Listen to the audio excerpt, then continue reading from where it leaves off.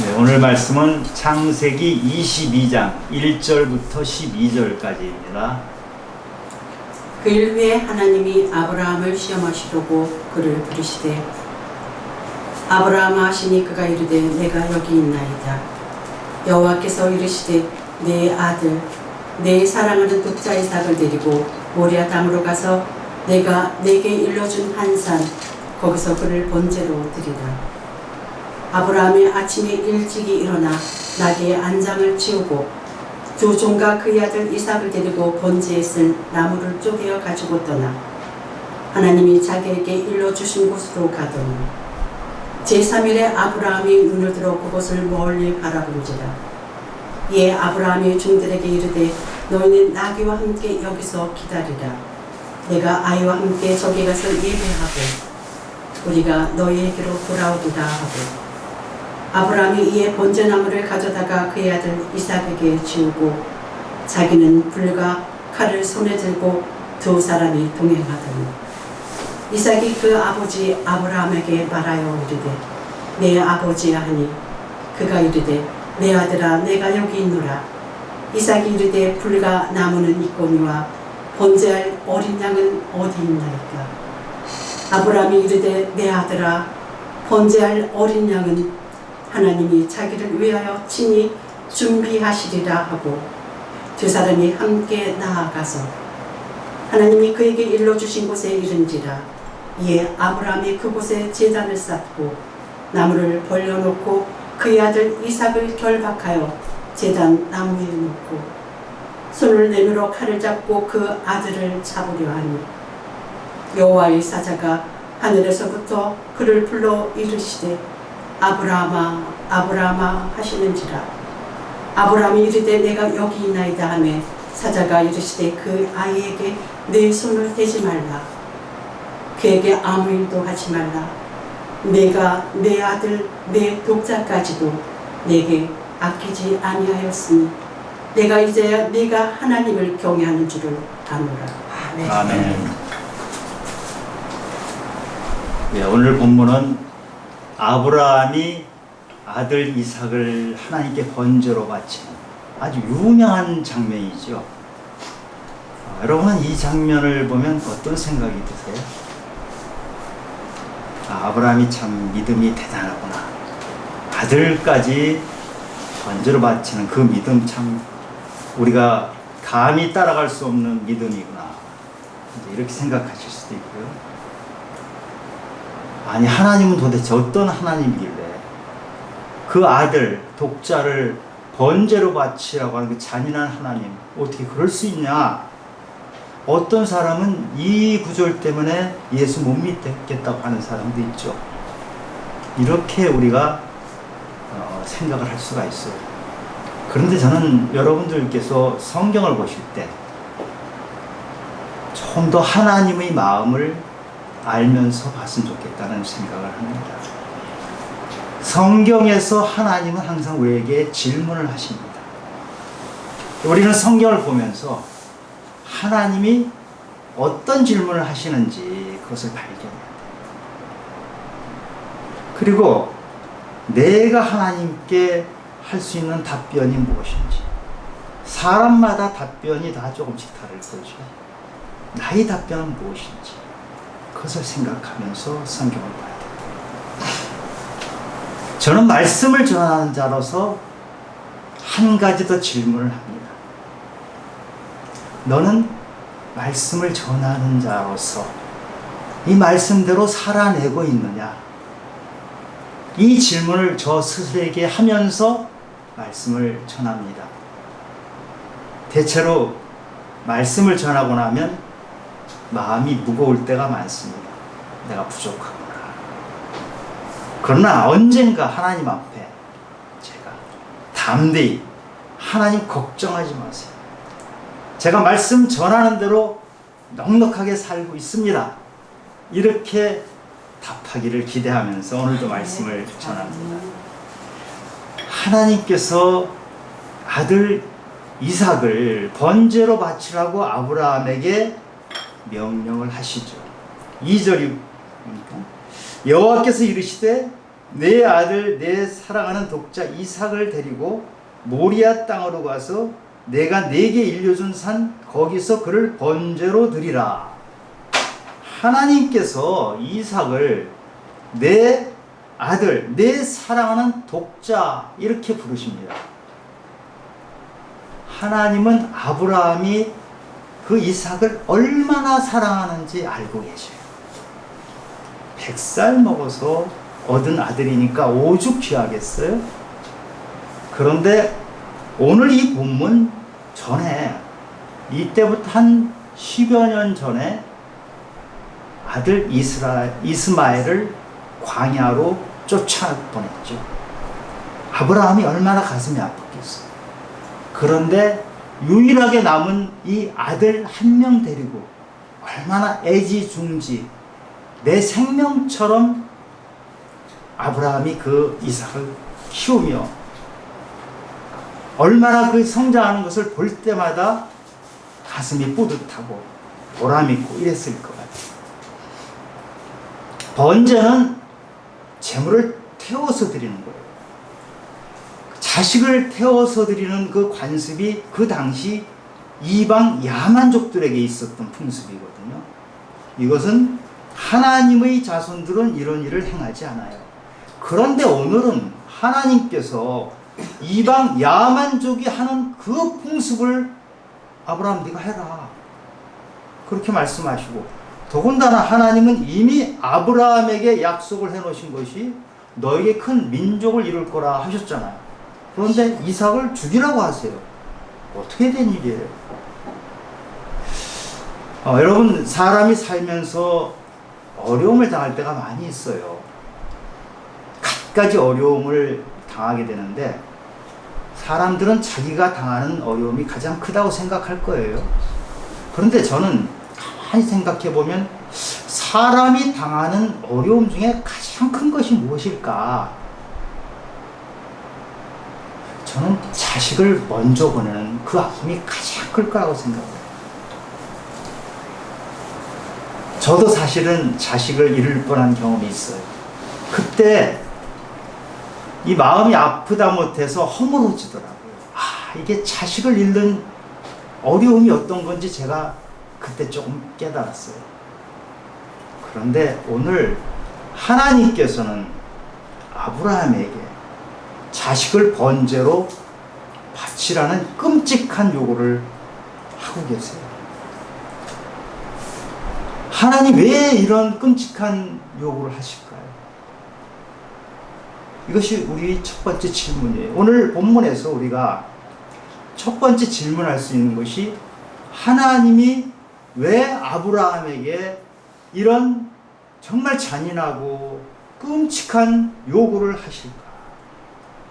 아까 말씀드린 것처럼 이삭은 아브라함에게 생명과 같은 존재예요. 아마 아브라함에게 네 생명을 뺏을까 아들 생명을 뺏을까 그럼 차라리 제 생명을 뺏어가 주세요 했을 정도로 이삭은 귀한 존재예요. 소중한 사람.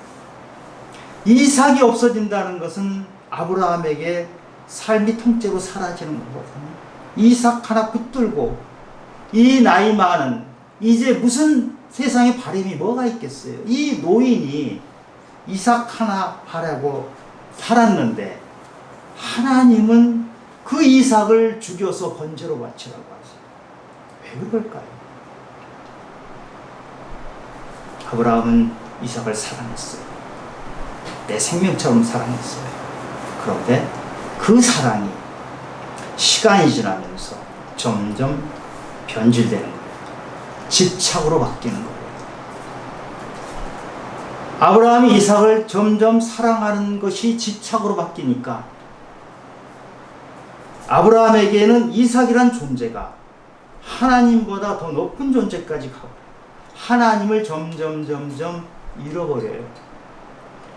하나님께서는 이삭을 약속으로 주신, 하나님이 있을 수 없는 그 자리에서 이삭을 선물로 주셨는데 어느덧 그 이삭이 약속의 자녀, 하나님이 주신 자녀가 아니고 아브라함이 자기가 낳은 아들로 되어서 집착하게 되는 것이. 우리가 사랑이 뭔지를 생각해 보게 됩니다. 고린도전서 13장에 보면 사랑은 오래 참는 것이라고 했죠. 온유하는 것이라.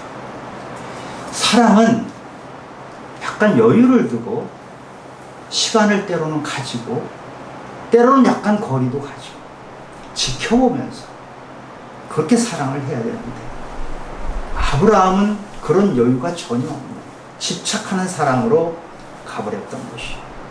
하나님이 지금 그것을 보고 계십니다. 그런데 하나님께서 네 아들 이삭을 번제로 바치라는 그 명령을 했을 때 아브라함은 순종을 했어요. 3절에 보면 아브라함이 아침 일찍 일어나 준비해서 떠나는 모습이 나와요. 도무지 이해할 수 없는 하나님의 명령에 아브라함은 지체하지 않고 다음날 아침 일찍 일어나서 준비를 했어요. 나무를 패고 번제로 바칠 수 있는 모든 준비를 해가지고 간 것이에요. 하나님에 대한 순종은 이렇게 아브라함처럼 지체하지 않고 즉각적으로 이루어지는 것입니다. 하나님에 대한 순종은 우리가 이해할 수 없을 때 하는 것이 순종이죠. 내가 다 이해되는 것, 내 머리, 내 상식으로, 내 지식으로 충분히 알만한 것을 따라하는 것은 순종이 아니죠. 도무지 내 머릿속으로서는 있을 수 없는 것을 하나님 신뢰하기 때문에, 하나님은 확실한 분이고 하나님은 신뢰할 만한 분이기 때문에 따르는 것, 그것이 순종이죠. 혹시 여러분들에게 아브라함처럼 네 자식을 바치라 이런 명령을 하실까요? 그렇게 믿음이 많아요. 그런 정도의 명령을 안 하실 것 같아요. 사람은 자기 믿음의 그릇만큼 시험을 받거든요. 아브라함은 사실은 그만큼 믿음이 됐던 사람이에요. 아브라함의 사랑이 변질돼서 집착이 됐다고 하더라도 아브라함은 즉각적으로 순종했던 사람이거든요. 그래서 아브라함에게 이런 시험을 줬는데, 지금 여러분이 혹시 어떤 시험을 당하고 계신다면 그것은 여러분 그릇으로 감당할 만한 시험을 주신 것이에요. 고린도전서 10장 13절에 보면 사람이 감당할 시험 밖에는 너희가 당한 것이 없다. 오직 하나님은 미흡부사 너희가 감당치 못할 시험 당함을 허용치 아니하시고, 시험 당할 때는 또한 피할 길을 주셔서 너희로 능히 감당하게 하시느니라. 아멘. 저도 정말 어려움, 힘듦, 정말 자식을 잃을 뻔한 그런 상황에서 이 구절을 가지고 얼마나 많이 외쳤는지 몰라요. 하나님, 감당할 만한 시험이라고 하셨는데 제가 감당하게 해주시고 피할 길도 좀 주세요. 하나님께서 피할 길을 주셨거든요. 이 시험을 받는 것은, 지금 아브라함이 시험 받는 것하고 우리가 똑같은 시험을 받지는 않지만 우리도 역시 시험을 받잖아요. 시험은 하나님께서 우리 망하라고 주시는 게 아니죠. 욥기 23장 10절에 보면 내가 가는 길을 그가 아시나니 그가 나를 단련하신 후에는 내가 순금같이 되어 나오리라. 아멘. 하나님이 우리에게 시험을 주시는 것은 우리를 순금으로 만드시는 과정이에요. 아멘. 하나님은 우리를 주목하여 보시고 우리를 순금, 정금으로 만들기 위해서 작업을 하시는데 우리는 그것을 모르니까, 하나님 뜻을 모르니까 우리는 아프고 힘들고 하나님께 소리 질러. 그런데 그 고난의 시간, 어려움의 시간이 지나서 하나님이 동행해 주셨구나, 이걸 깨달아 알게 되면 하나님은 그 고난 중에, 어려움 중에, 시험 중에 나를 인격을 성숙시키고 나를 금으로 만드는 작업을 하셨구나, 그렇게 밝게 되죠. 아브라함이 모리아산까지 가는데 3일이 걸렸어요. 모리아산은 나중에 솔로몬이 성전을 지었던 바로 그 산이죠. 3일 동안 가면서 얼마나 많은 생각을 했겠어요. 이삭하고 하면서 이 이삭을 내가 죽여야 되는데 하나님 이게 무슨 말입니까? 꼭 이거 해야 됩니까? 도대체 어떻게 이런 일이 있습니까? 부르짖기도 했을 거고요. 수많은 생각을 3일 내내 했을 것 같아요. 3일 내내 잠을 못 자고 생각을 했을 거예요. 하나님이 일부러 모리아산이라는 곳까지 3일 걸려서 가라고 하신 것은 아브라함이 많은 고민을 하면서 너희 생각 속에서 진정으로 네가 순종할 수 있냐? 네가 기분이나 감정이나 느낌 가지고 하는 순종이 아니고 진정으로 너희 생각 깊은 곳에서 나오는 순종을 하느냐? 그것을 하나님께서 물어보신 거예요. 그래서 아브라함의 결론은 역시 순종이었죠. 그런데 놀라운 것은 아브라함도 아브라함이지만 그 아들 이삭도 대단한 순종을 하고 있어요. 이 당시 이삭의 나이가 아마 한 16살에서 한 18살 그 사이라고 봐요. 그 정도면은 청소년에서 청년 정도 되는 아이인데 지금 아브라함, 그 늙은 아브라함이 그 팔팔한 애를 묶어가지고 나무 위에다가 얹어놓고 하는데도 얘가 순순히 따른단 말이에요. 얼마든지 그 늙은 아버지 뿌리칠 수가 있는데도 불구하고 절대적으로 순종을 한 거예요. 왜 그러죠? 이삭은 아버지가 순종하는 모습을 보면서 자란 거예요. 항상 아브라함 아버지는 순종을 했고 그런 말이 있어요. 자식은 부모의 등을 보고 자란다. 이런 말이 있어요. 자식은 부모가 말하는 대로 자라는 것이 아니고 부모가 어떤 삶을 사는지 그것을 자식이 지켜보고 있는 거예요. 자식이 아무것도 모르는 것 같아도요. 부모들이 하는 것을 다 지켜보면서 그대로 따라하고 있거든요. 그래서 어떤 아이가 어떤 행동을 하고 말을 하고 하는 것은 부모의 것을 판박이로 한다 이렇게 생각을 합니다. 이 이삭이 순종하는 것은 그렇게 아버지의 순종을 보고 배운 것입니다. 그런데 오늘 이 장면에서 하나님은 이삭을 죽이고자 하는 것이 아니었죠. 아브라함을 시험하기 위한 것이었어요. 그게 12절에 보니까 사자는 여호와의 사자, 천사, 사자가 이르되 그 아이에게 손을 대지 말라. 그에게 아무 일도 하지 말라. 네가 내 독자까지도 내게 아끼지 아니하였으니 내가 이제야 네가 하나님을 경외하는 줄을 아노라. 하나님은 이삭을 번제로 바치라는 명령을 하시고 나서 아브라함을 지켜보셨어요. 그래서 확인하셨어요. 뭘 확인하시냐? 아브라함이 경외한다는 것을 확인하신 거예요. 경외라는 말은 히브리어로 야레라는 뜻이거든요. 두려워한다. 영어로는 fear. 아브라함이 하나님을 두려워한다는 것을 하나님께서 확인하신 거예요. 그것이 바로 믿음이라는 것이에요. 하나님은 전능하신 분이잖아요. 우리가 하나님이 전능하신 분이라는 것을 확실히 믿으면 정말 전능하신 창조 하나님 앞에 서면 우리는 두려워하는 것이 당연합니다. 어찌 두려워하지 않을 수가 있어요. 그런데 우리가 사랑이란 이름으로 하나님은 사랑의 하나님이시기 때문에 너무 익숙하게 그 면만 생각하다 보면 우리는 하나님에 대한 두려움을 잊게 돼요. 두려우신 하나님은 전능하신 하나님이시고 전능하신 하나님은 모든 것을 아시는 하나님이에요. 그래서 아브라함이 그 하나님 모든 것을 아시고 다 준비해 놓으신 하나님을 여호와 일의 하나님이라고 합니다. 준비하신 하나님 모든 것을 다 준비하셔서 순양까지 준비해 놓으신 그 하나님을 아브라함이 여호와 일의 하나님이라고 부른 것이죠. 우리는 하나님이 모든 것을 다 아신다는 것을 믿습니까? 아멘. 정말 믿어요? 아멘.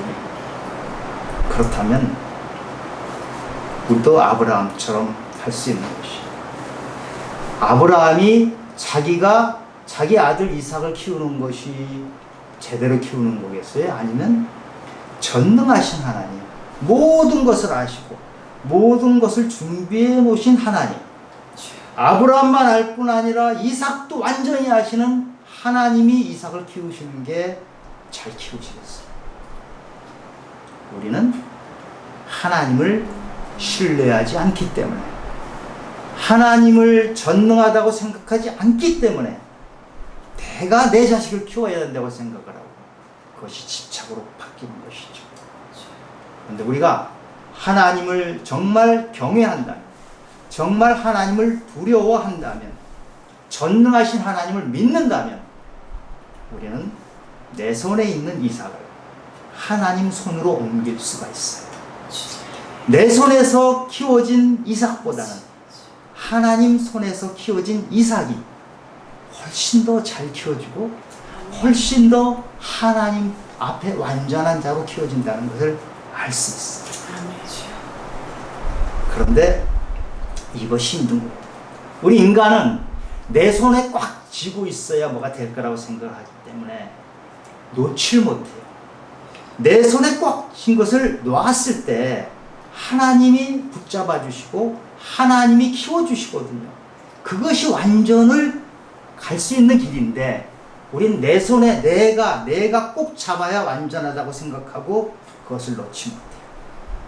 오늘 하나님 앞에 순종했던 이 아브라함, 하나님께서 네가 나를 경외하는 줄 알겠노라 했던 이 아브라함에 대해서 야고보서 2장 21절에서 이렇게 말하고 있어요. 아브라함이 이삭을 바치는 이 행함으로 믿음이 온전하게 되었고 하나님의 벗이라고 칭함을 받았다. 여러분, 이런 믿음을 가지면 얼마나 행복하겠어요. 전능하신 하나님, 우리가 경외하는 하나님이 우리를 네가 내 벗이다, 네가 내 친구다. 뭐예요 친구라는 게? 너는 나와 같이 대화할 수 있다, 말이 통해. 네 마음을 내가 알고 내가 네 마음을 알아. 우리 함께 항상 이렇게 같이 시간을 보내자. 하나님이 이렇게 말씀하시는 거예요. 이런 믿음을 가지면 너무나 좋겠어요. 하나님께서 오늘 성경 말씀을 통해서 우리에게 두 번째 질문을 하십니다. 아브라함이 이삭을 꼭 쥐고 있었는데 너는 네 손에 꼭 쥐고 있는 것이 무엇이냐? 너무 소중해서, 생명 같아서, 그거 놓치면 죽을 것 같아서 네가 꼭 쥐고 있는 그것이 무엇이냐? 아브라함에게는 그것이 이삭이었는데 너도 자식이냐? 아니면 돈이냐? 아니면 권력, 명예, 너희 성취, 너희 외모, 학력, 사람마다 다 다를 것입니다. 사람마다 자기가 그것을 놓으면 죽을 것 같은, 그것만 꼭 붙잡고 있어야 된다고 하는 그 무엇이 있어요. 하나님께서 그것을 물어보시는 거예요. 이삭을 너무 사랑하셨던 우리 아브라함 어른께서 이삭에 대해서 집착을 하다 보니까 이삭을 하나님 자리까지 올라놨죠. 하나님 자리까지 이삭이 올라가면 그때 이삭은 바로 우상이 되는 거예요. 아브라함에게는 이삭이 우상이었어요. 그래서 하나님께서 아브라함에게 이삭을 버리는 훈련을 시킨 거죠. 우상을 버리는 훈련을 시킨 거예요. 우리가 너무 소중해서 놓지 못하는 그것이 있으십니까? 그것이 우리 우상입니다. 아브라함에게 어느덧 이삭이 우상이 됐던 것처럼 우리가 소중하게 여기는 그것이 매우 소중하죠. 필요하죠. 좋은 것이죠. 그런데 그것에 너무 집착하니까 우상이 됐어요. 어느덧 그것을 놓으면 죽을 것 같은 존재가 되어버렸어요. 아브라함은 하마터면 이삭을 꼭 잡고 있다가 하나님을 놓칠 뻔했거든요. 우리가 내가 가장 소중하다고 하는 것, 그것에 너무 집착하면 그것을 내가 얽어매요. 여러분, 자식을 얽어매는 것이 사랑의 이름으로 얽어매는 거 아시죠? 나는 내 자식을 너무너무 사랑한다. 내 자식이 내 생명 같다 하면서 자식을 얽어매요. 그리고 자기도 거기에 묶여요. 이 땅에서 너무너무 많은 부모들이 그런 우를 범하고 있는데 그것이 바로 사랑의 이름으로 하는 거예요. 사랑의 이름으로 했지만 그것이 집착이 되는 것은 사랑에 덕지덕지 때가 묻었고 오염이 돼서 그래요. 하나님의 사랑을 배우지 못하고 내 사랑, 내가 이삭을 사랑하다 보니까 어느덧 나의 사랑에 쓰레기가 들어있고 오염물질이 들어가 있어서 하나님이 그것을 버리는 훈련을 통해서 그 사랑에 묻어있던 더러운 것들, 때국물들, 쓰레기들을 덜어내는 작업을 하신 거예요. 하나님은 아브라함에게 했던 그 말씀을 우리에게도 똑같이 하셔요. 아브라함은 히브리서 11장 19절을 보면 이삭이 다시 살아날 것을 생각하고 번제로 바치려고 했던 것이죠.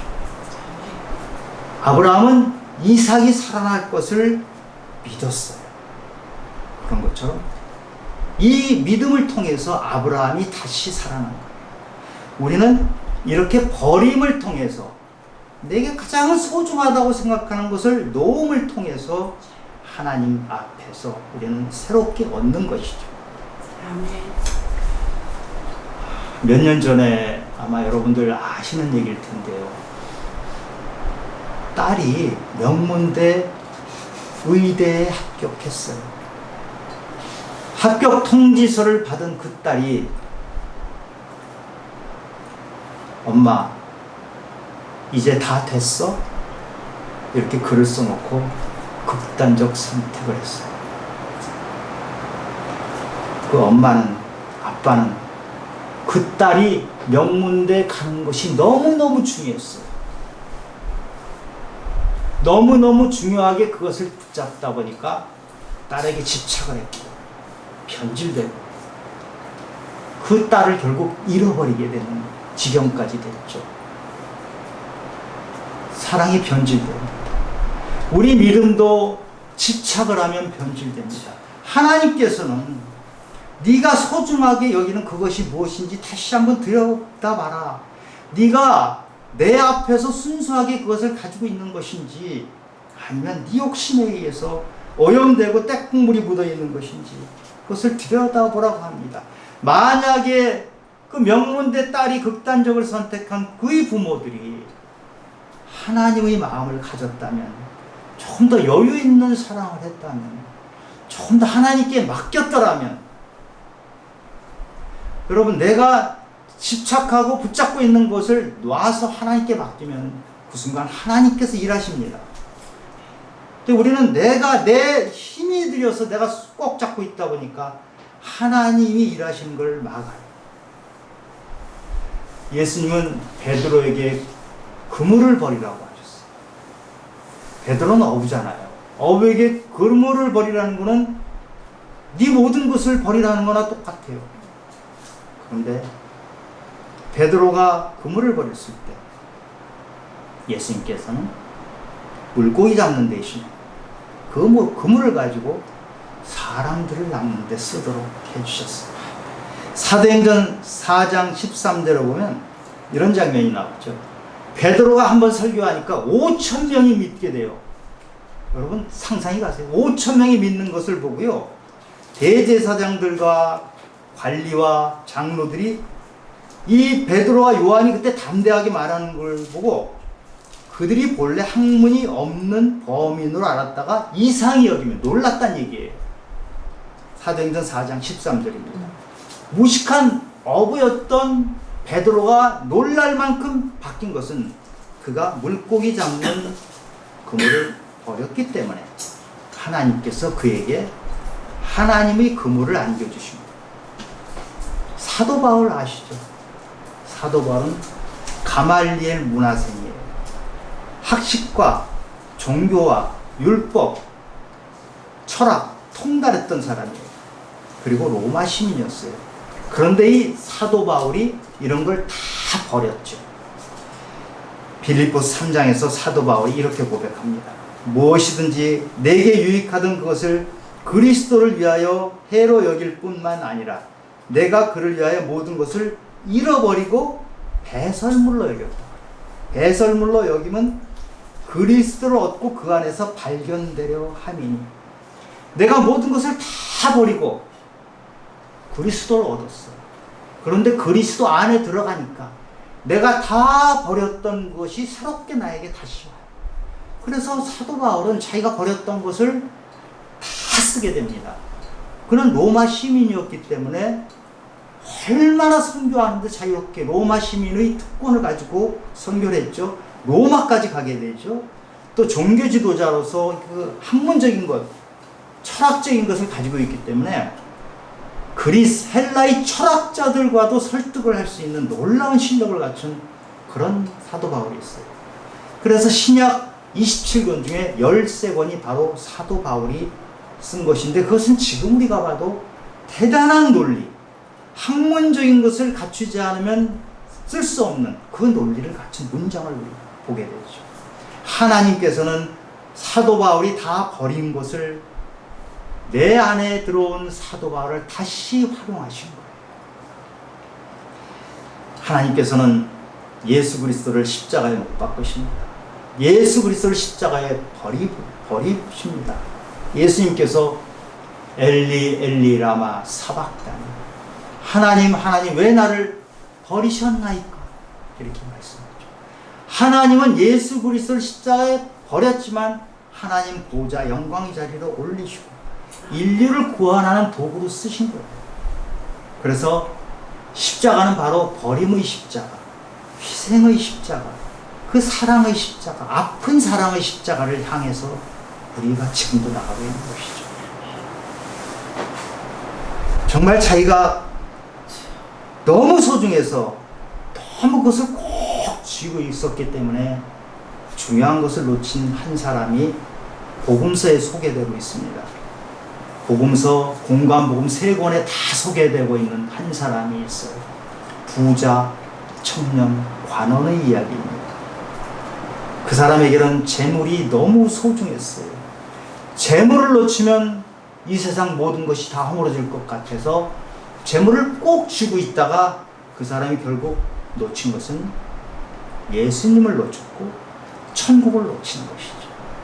우리가 꼭 쥐고 있는 그것, 혹시 여러분이 꼭 쥐고 있는 것이 무엇이세요? 지금 여러분이 혹시 시험을 당하실 수도 있어요. 정말 중요한 것이 사라질 것 같고 나에게 내가 지금까지 쌓아놨던 것이 허물어질 것 같고 그런 어려움에 여러분이 처할 수 있어요. 그런데 하나님께서 물으십니다. 바로 그것이 네가 꼭 붙잡고 있는 그것을 네가 놔봐라. 그때 내가 일하기 시작한다. 아멘. 그것을 꼭 잡고 있는 그것이 너를 집착하게 만들고 네가 나에게 오는 길을 막고 있다. 부자 관원이 재물 때문에 예수님으로부터 떠나가 버렸던 것처럼 네가 지금 소중해서 그것을 잃을까 봐 고민하고 있는 그것을 놔봐라. 그러면 내 손에 붙잡혀서 내가 일을 하기 시작할 것이다. 이 말씀을 합니다. 여러분 굉장히 힘들죠. 나에게 소중한 것을 놓는 것은 굉장히 힘든 일이에요. 근데 해보세요.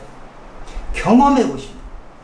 그러면 그때 하나님이 어떻게 일하시는지, 하나님이 일하시는 방법은 나의 생각과 나의 지식을 뛰어넘거든요. 근데 내가 붙잡고 있으면 하나님은 그 일을 못하세요. 근데 내가 소중하게 생각하는 그것을 놨을 때 하나님께서는 내가 생각조차 못하던 기가 막힌 일로 준비를 하신 그대로 준비하신 하나님이죠. 그대로 일을 하십니다. 그 하나님을 기대하시기 바랍니다. 아멘. 버려야 없는 것이 하나님 나라의 비밀입니다. 요한복음 12장 24절에 하나님의 밀이 떨어지면 많은 열매를 맺는다 그랬죠. 목숨을 버리면 얻는다. 그것입니다. 하늘의 밀이 떨어져 죽었을 때 많은 열매를 맺는데 우리는 그 밀 한 털을 붙잡고 있는 거예요. 그것을 놓치면 어떻게 될 것 같아가지고. 그런데 오늘 말씀은 하나님께서 그것을 놔봐라. 어떻게 되나 한번 놔봐라. 나를 신뢰하고 놔봐라. 그 얘기를 하신 거예요. 여러분 세례 받으셨죠? 세례가 뭡니까? 내가 죽는 거예요. 물속에 내가 죽고 예수 그리스도께서 나를 다시 새롭게 만들어주는 거죠. 하나님 앞에 저는 죽습니다 하고 여러분 약속한 거잖아요. 통째로 내가 죽는 연습을 하신 분들이 손에 쥐고 있는 그것을 못 넣습니까?